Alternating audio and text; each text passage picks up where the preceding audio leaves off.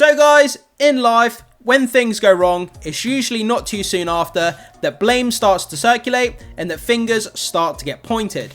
But in the case of Snow White, it seems that all fingers are pointing towards Rachel Zegler for it being her fault that Snow White has bombed so badly. Obviously, she just kept opening her mouth, saying ridiculous things, and it hurt the box office of this movie.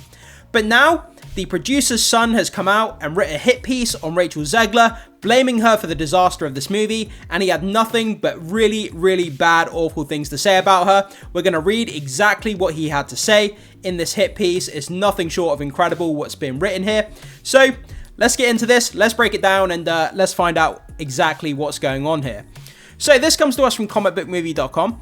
Snow White star Rachel Zegler's narcissism to blame for box office woes according to the producer's son. So yeah, we have a Instagram post where he came out and he's basically just completely laid into Rachel Zegler and just shot her down.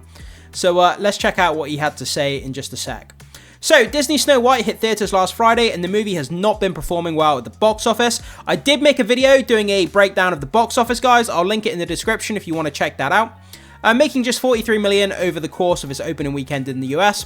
The latest updates put the fantasy adventure at just under $50 million domestic, but it still hasn't reached $100 million worldwide.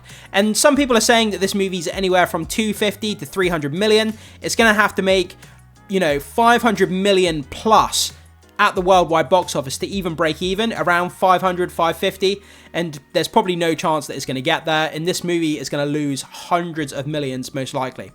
So critics have not been overly kind to Disney's latest live-action remake, although it's important to note that the movie has been the source of controversy for quite a while. Controversy is a polite way of putting it.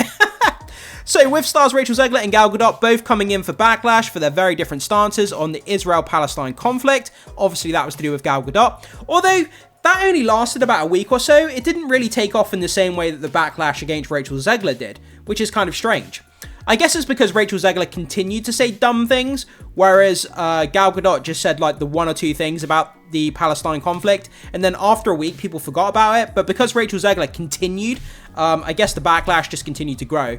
So Zegler also made some comments about the original animated classic that didn't go over well with fans. Obviously, we all know about that by now, calling the prince a stalker and so on and so on. This week, Variety published what many consider to be a hit piece on Zegler, and the article definitely suggests that the studio is at least partially laying blame for Snow White box office woes at the young Shazam! Fury of the Gods star feat. Yeah, so without making it public, I bet a lot of the executives at Disney are absolutely fuming, and I bet they just absolutely condemn Rachel Zegler, and I bet everyone is pointing their finger at Rachel Zegler, whether they make it public or not. And yeah, I bet they're absolutely furious with her because of what she said about the original classic Snow White movie. So, Jonah Platt, son of producer Mark Platt, has now taken to Instagram to defend his father in the wake of Variety's report, which claimed that Platt, apparently at Disney's behest, flew to New York City in August to ask Zegler to remove a Free Palestine comment that she made on a social media post while she was thanking her fans for watching the Snow White trailer. So he flew all the way to New York City, and he did that to ask Rachel Zegler to remove a post from her social media. That's how important he felt the matter was, that he actually flew there. Rather than messaging her and telling her to remove it, he actually flew there and spoke to her in person. That's how important it was. Like, that's crazy. So when one commenter chimed in to call Platt's father creepy as hell for efforts to control Zegler's post and force her to compromise her principles, Jonah responded with the following since deleted post. So yeah, remember Platt's father, Platt being the producer on the movie. So Variety called the producer creepy, but now the producer's son, Jonah Platt, has come out and said the following. So he said this. You really want to do this, yeah. My dad, the producer of an enormous piece of Disney IP with hundreds of millions of dollars on the line, had to leave his family to fly across the country to reprimand his 20-year-old employee for dragging her personal politics into the middle of promoting the movie for which she signed a multi-million-dollar contract to get paid and do publicity for. So let's just break that down quickly. So the producer of the movie flew all the way to New York to speak to Rachel Zegler in person because she just couldn't stop putting political commentary on her posts. She's in the middle of promoting a movie that cost millions and millions of dollars, yet she couldn't stop putting political jargon into her social media posts, so the producer had to leave his family, fly and speak to her in person, get her to remove social media posts, and it's basically like having to babysit her, and that's how bad it got.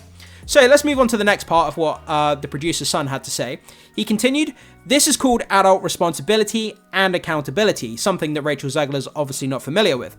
And her actions clearly hurt the film's box office. Free speech does not mean you're allowed to say whatever you want in your private employment without repercussions." That's exactly the case. I mean, we're not saying that Rachel Zegler doesn't have access to free speech. Of course she does. Everybody in the world does. But when you're representing your employer, whether you're a movie star, whether you're working at, a grocery store, whether you're working, whether you're a taxi driver, whatever your profession may be, once you're on the clock and you're representing that company, then you no longer have access to say what you want because you're representing that company. And that company has invested money and time into you as a representative of their organization. So then you don't have the right to say what you want when you're representing a company, especially when they put millions and millions of dollars on the line. It's not like a regular job. This is talking about millions and millions of dollars. So it's a lot different to working at the corner store or working for a taxi, a taxi company or whatever. So just crazy stuff. Tens of thousands of people worked on that film, and she hijacked the conversation for her own immature desires at the risk of all of the colleagues and crew and blue-collar workers who depend on that movie to be successful. Narcissism is not something to be coddled or encouraged. So the producer's son here, it looks like he had just about enough of Rachel Zegler and all the runaround that he gave his father, and it looks like he kind of exploded. He just let it all out, and he put this kind of scathing kind of retort, I guess, against what Variety have said against his father, and he's basically just laid it all out. And he's basically said that she should be an adult, she should be responsible, she should be accountable. The fact that they had to basically reprimand a 20-year-old employee, she acts like a child. It's just crazy stuff.